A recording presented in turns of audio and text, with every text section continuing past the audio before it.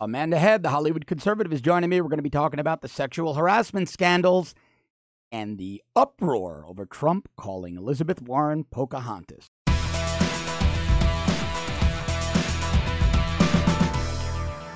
Amanda Head is with me. We have so much to talk about. We've got to talk about Matt Lauer being fired this morning. Didn't even plan that when I booked Amanda. We've got to talk about Nancy Pelosi calling John Conyers an icon who protected women, and Nancy Pelosi and Chuck Schumer acting like little crybabies. Amanda, how is it going? You're in the Deep South right now, aren't you? You're in Alabama.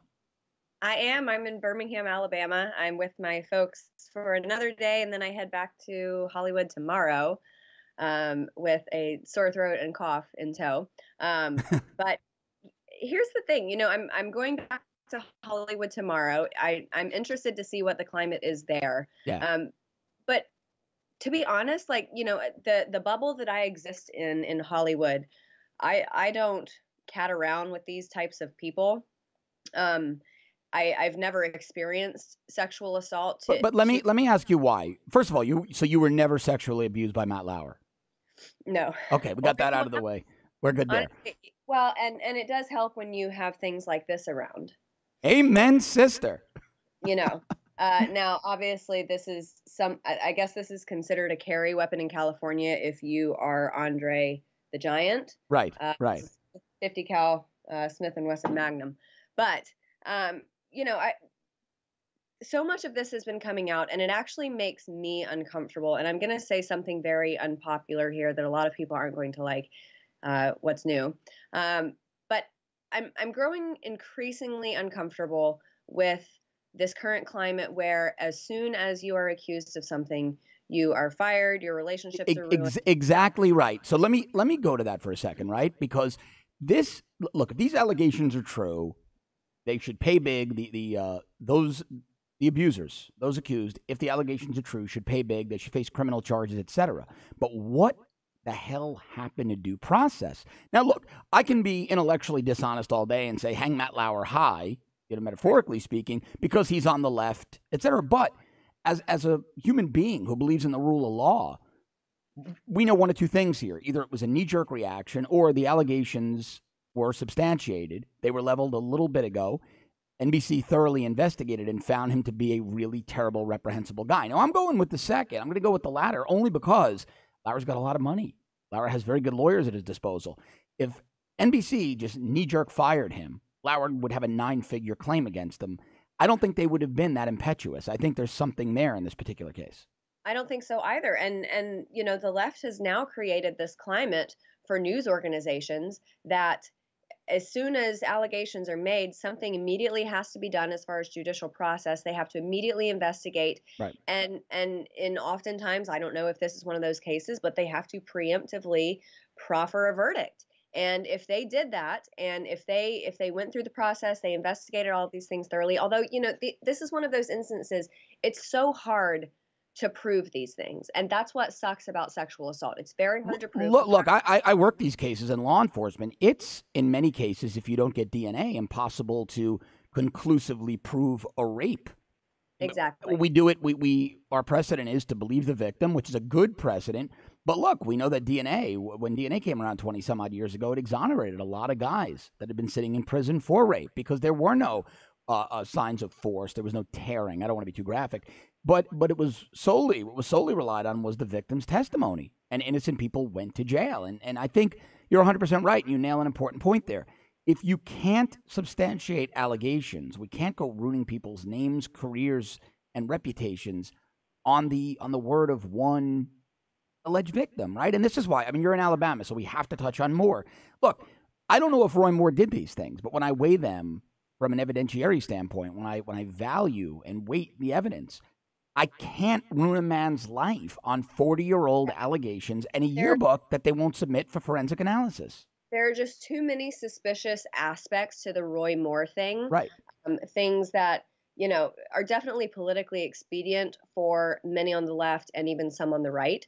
So, if I'm going to step forward as I did a few months ago when this stuff started, or last month when it came to light, if I'm going to step forward and say, I don't necessarily believe these women about Roy Moore. I have to do the same. Well, with Conyers, it's kind of, it's coming. The dead bodies are coming to the surface. They're not really denying that. But let me go to your personal history. All right. So you're an attractive woman. You're in the music business.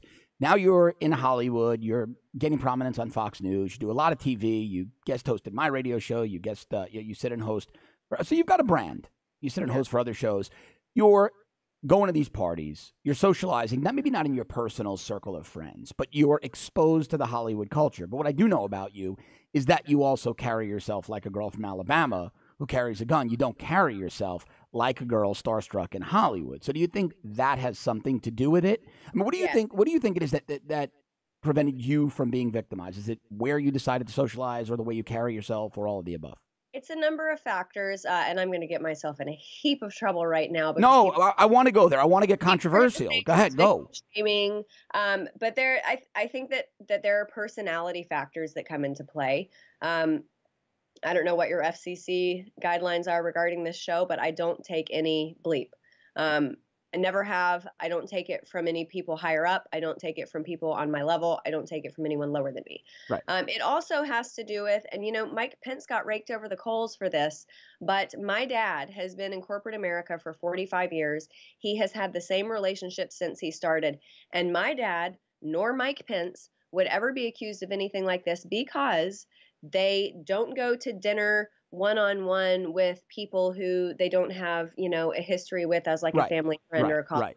They don't put themselves in those situations. And me as a female, I don't either.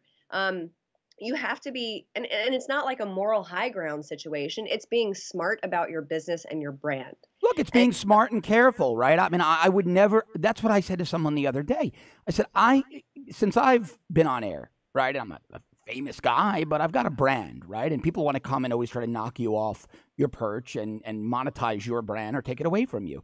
You've got to be very careful. Maybe it's the cop in me to not put yourself in positions where you're going to get jammed up. Yeah, circling back to the Matt Lauer thing, if these allegations are true, NBC is a very, very close family of colleagues. And Matt Lauer, I think he started January 6th or 7th of 1997. So he was about to reach 20 years at the network. So I always find it hard to believe when women who have had a close relationship with someone for this long, I find it hard to believe that they never saw any indicators. Or knew nothing, or ever heard anything, or didn't have a cup of coffee or a glass of wine with somebody who rolled their eyes when he walked by. It is completely, it's not credible, it's implausible, and it's ridiculously tough to believe. All right, so switch gears. Let's go over to the political side. John Conyers. Now, I've been hearing stories about Conyers for years, but not even on the sexual harassment side. That was an open secret if you spent any time in D.C., but just corrupt, heavy-handed. People forget that in 2010, his wife was convicted on federal bribery charges, did 37 months in a federal prison, right? We're not even hearing about that. But you've got Nancy Pelosi.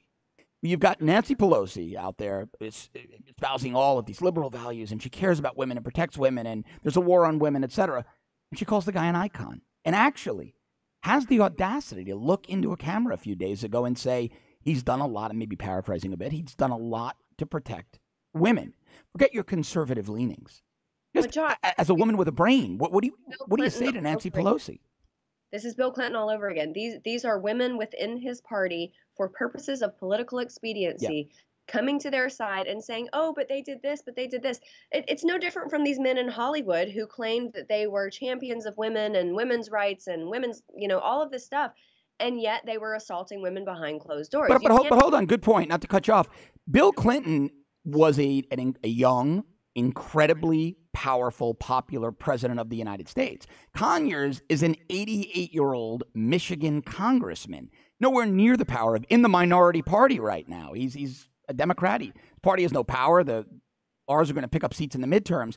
Why go to bat for this guy? I mean, this is a guy you throw under the bus to save face. And what do you think is the motive behind that? He's a legacy Democrat, basically. Yeah. Right. But I also think part of it is she's not doing this with him. It's surprising to me because he's on his way out, right? He's 88 years old. I mean, he's probably on his way out in every aspect. Yeah, or you're right. Or it's just that she'll protect the D brand at all cost. She will protect the Dem brand at all cost, but she looks like an absolute fool. And I think it's the Botox and the facelifts that are pulling everything. But okay, so got to go to another prominent female Democrat, Elizabeth Warren. Everybody's up in arms about Trump calling her Pocahontas. I almost hit a guardrail. I heard the clip. I had the radio on. I heard the clip. I was dying laughing. I literally almost hit the car next to me in a guardrail.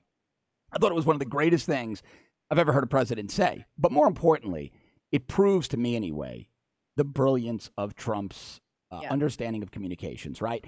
He's got the perfect moment. Now, of course, they don't tell you, the mainstream media, that was really at the tail end of a 10-minute speech that praised and essentially worshipped the Navajo code talkers.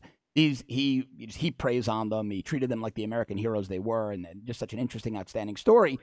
And he gets a little jab in there at Warren, which is a perfect photo op because he's standing with real Native Americans, and he's essentially saying this woman co-opted your heritage and took a slot at a law school from a Native American candidate. Yeah, and I had a friend text me yesterday saying, oh, this wasn't the time. He shouldn't be politicizing it. And I'm sitting here thinking, over the last 8 years, how many times was Barack Obama giving a speech in the Rose Garden that should have been 100% ceremonial and respectful, and he snuck in some swipe at Republicans? How about Sandy Hook? Barack time. Obama basically stood on and Democrats on the bodies of dead 6-year-olds to push gun control 15 minutes after the attack. Yeah. All Trump did was jab Warren for her own insults toward American Indians. Because he is absolutely 100%. Every move that he makes is with 100% intention. Absolutely. I know, John, I know you know of Cliff Sims, who is from Birmingham, and he started a station here called Yellowhammer Radio. Yep. And he got called up to the White House to work. So he's in D.C., and he came back to Birmingham a few months ago and was doing an interview with a radio station here. And he said that every morning when he sees Trump at the bottom of the executive elevators, that Trump has this kind of like mischievous smirk on his face. And he says, did you see that tweet last night? Now listen, we know some of the same people. I'll drop names on there, but they work very closely with the president on the campaign, and some still work inside the West Wing, and others outside as surrogates. Everything he tweets, hysterical over this stuff, and it's like, how are you still surprised at this point? Well, but the beauty of it is the media is like a Labrador retriever. I mean, he throws the tennis ball. They know they're not going to get the treat, and they go after the ball anyway. Labs are smarter. The labs are much smarter, than Acosta at CNN and Chris Matthews and Chris Hayes and Rachel Maddow. I was sitting in a restaurant last night, and they had MSNBC on, and just the general look of malaise and depression on Hayes' face was priceless. I could have watched it all night long. It looked like somebody stole his puppy and then posted Instagram pics with the puppy licking their face. It's terrible. But back to the point at hand, with regards to this, it's Trump. I've long said this. It's Trump playing ball with the American people, using social media to play ball with the American people, with the voters, and throw the ball over the heads of the media. Now, that's why they're hysterical, right? He controlled the narrative, and they're not getting the response they desired. When they say, this was racist against Native Americans, and on my Twitter feed, I had like 9 Native American veterans basically saying, no, it's not. Warren was disrespectful. We thought what Trump said was hilarious, and you're missing the 8 minutes prior where he praised the code talkers. The media is getting were offended punched from the beginning when she used that on her application to get a $200,000 no-show teaching job. They were offended then. Now, this is not them being offended. This is them being happy that she's getting called out at something that is related to them. Because, and like you said, like many of them are coming out and saying, we don't care.